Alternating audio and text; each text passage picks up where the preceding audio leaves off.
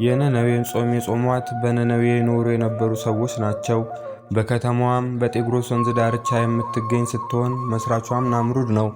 ጥንታዊቷ የነነዌ ከተማ ለአሦር መነሻ የሆነች እጅግ ሰፊና ያማረች የቅጥሯም ርዝመት 12 ኪሎ ሜትር የሚሸፍን ነበር።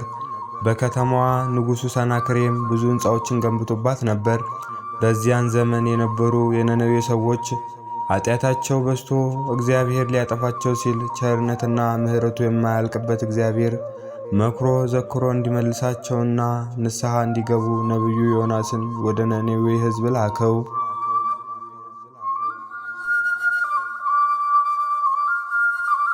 ዮናስ የስሙ ትርጓሜም ርግብ ማለት ነው። በዳግማዊ ኢዮርብዓም ዘመነ መንግሥት የነበረ ነቢይ ነው። ይህ ነቢይ መኖሪያው በገሊላ በጋት ሄፌር ድንበር ነበር። አባቱም አማቴ ይባላል። ኢዮርብዓም ሶርያውያንን አባሮ የእስራኤልን ድንበር እንዲመልስ ነቢዩ ዮናስ ትንቢትን ተናግሯል። ነቢዩ ኤልያስ ያስነሳው የሰራጵታዋ መበለት ሕፃን ነቢዩ ዮናስ እንደሆነ የቤተ ክርስቲያን ታሪክ ያስረዳል። መድኃኒታችን ክርስቶስም የዮናስን ከአሳ ሆድ መውጣት የራሱን ትንሣኤ አምሳል አድርጎ ነግሮናል።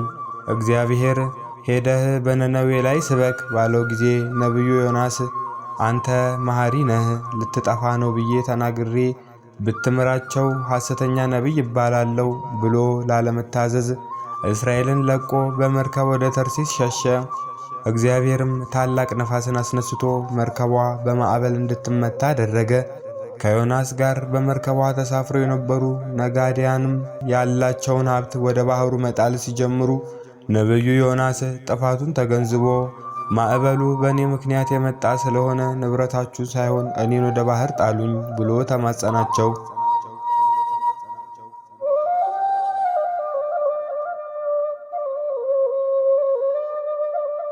እነርሱም ስለዚህ ሰው ነፍስ እንዳንጠፋ ንጹሕም ደንበኛ ላይ እንዳይደረግብን አይሆንም አሉ።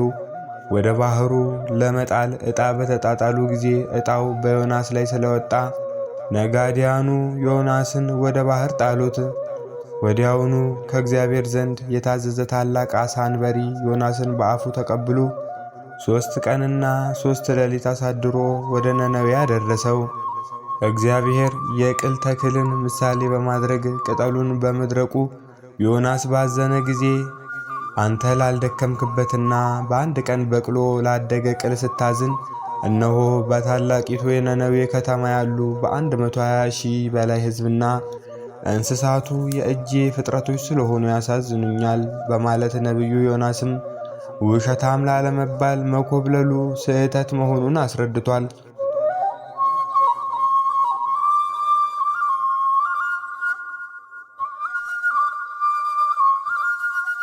ዮናስም ነነዌ መሬት ላይ መድረሱን ባወቀ ጊዜ ከእግዚአብሔር መሸሽ አለመቻሉን ተረዳ። የነነዌ ሰዎችንም ንስሐ ግቡ እያለ መስበክ ጀመረ። የነነዌ ሰዎችም ንስሐ በገቡ ጊዜ እግዚአብሔር ይቅር ብሎ ከጥፋታቸው አድኗቸዋል።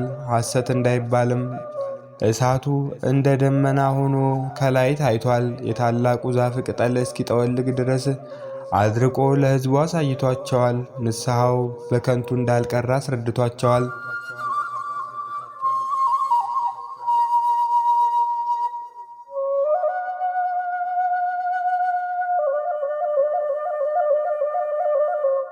ጾመ ነነዌ የ3 ቀን ሱባኤ ናት።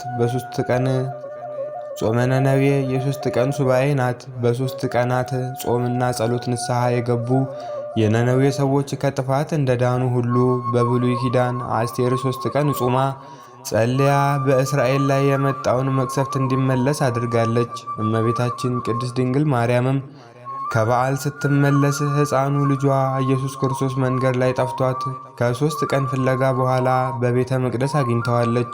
ጌታችን መድኃኒታችን ኢየሱስ ክርስቶስም ለሄሮድስ በሰጠው ምላሽ መልስ 3 ቀን የሱባኤ ፍጻሜ መሆኑን ገልጿል። ጾመ ነነዌ የእግዚአብሔርን ቸርነትና መሐሪነት የምናስታውስበት ጾም ነው።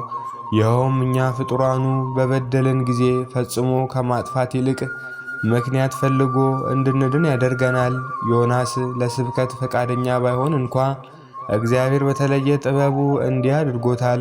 በእርግጥ እግዚአብሔር ሌላ የሚልከው ነቢያቱ አይደለም።